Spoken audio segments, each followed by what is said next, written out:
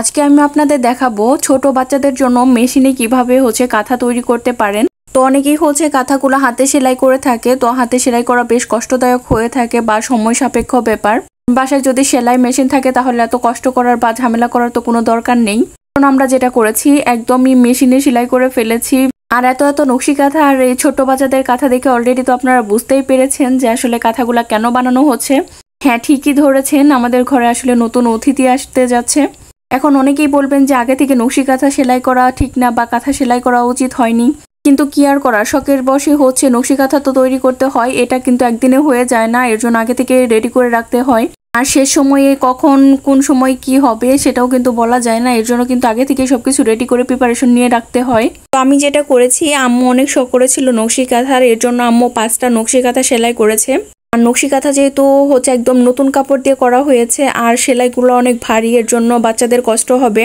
Just শখের বশে করা হয়েছে। আর মাঝে মধ্যে যদি বাহিরে কোনো জায়গায় নিয়ে যাওয়া হয় তাহলে ওটা ইউজ করা হবে।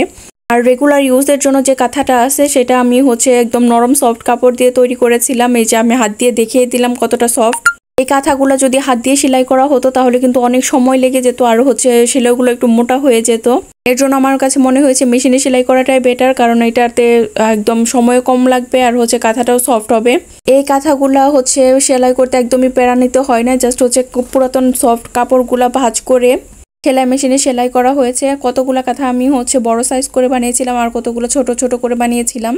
বারবার আমি বলতে বুঝাচ্ছি যে আমরা রেডি করেছিলাম, আম্মু মূলত বানিয়েছে আর আমি দেখিয়ে দিয়েছিলাম।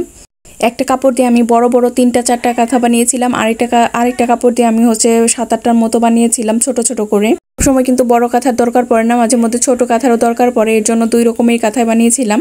আর যেহেতু আমার দাদুর কাপড় দিয়ে বানিয়েছিলাম আর সবগুলা কাপড় একটু সাদা সাদা টাইপের ছিল, যেহেতু মুরব্বী মানুষ উনি এই ধরনের কাপড়ই পরে থাকে একটু সাদা সাদা টাইপের, তো এইগুলাই হয়ে গেছে। আর আমার আম্মু যেহেতু কাপড় পরে না, 3 পিস বা সুন্নতি ড্রেস পরে থাকে, এর জন্য আর কি এই কাপড় দিয়ে বানানো হয়েছে। এই কাপড়গুলা বেশ কিছুদিন পরার ফলে একদম নরম হয়ে গিয়েছিল। এখন বাচ্চাদের কোনো ধরনের অসুবিধা হবে না, তারাও আরাম পাবে আর আমিও স্বাচ্ছন্দ্য বোধ করব। আর নকশি কাঁথাটা যেটা হয় একটু শক্ত টাইপের হয়ে থাকে আর কাপড়টাও সম্পূর্ণ নতুন হয়ে থাকে আর সেলাইগুলো অনেক ভারী হওয়ার ফলে একটু ভারী হয়ে থাকে। আমার এই বুদ্ধিটা কেমন হয়েছে অবশ্যই কিন্তু কমেন্ট করে জানাবেন, আর আপনারা কে কিভাবে বানান সেটাও কিন্তু কমেন্ট করে জানাবেন। আর আপনাদের বাসায় যাদের সেলার মেশিন আছে তারা কিন্তু চাইলে এই নবজাতকের জন্য এই ধরনের কাঁথা তৈরি করতে পারেন মেশিনে খুব সহজেই। এটা খুবই ইজি আর সুন্দর হয় দেখতে অনেক।